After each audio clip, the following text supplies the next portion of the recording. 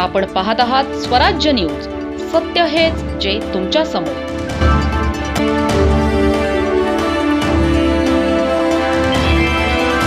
शिरपूर शहरात काल सायंकाळी वादळी वाऱ्यासह पावसाने जोरदार हजेरी लावली. अचानक झालेल्या वादळी वाऱ्यामुळे अनेक ठिकाणी झाडांच्या फांद्या तुटून पडल्याच्या घटना घडल्या. याच दरम्यान शिरपूर मांडर रस्त्यावर एक मोठे झाड थेट उभ्या असलेल्या अपे रिक्षावर कोसळले.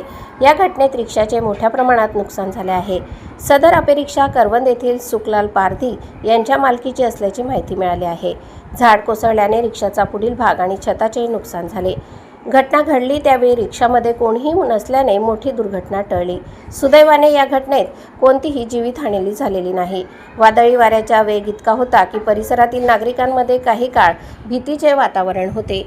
या घटनेनंतर नागरिकांनी घटनास्थळी धाव घेतली.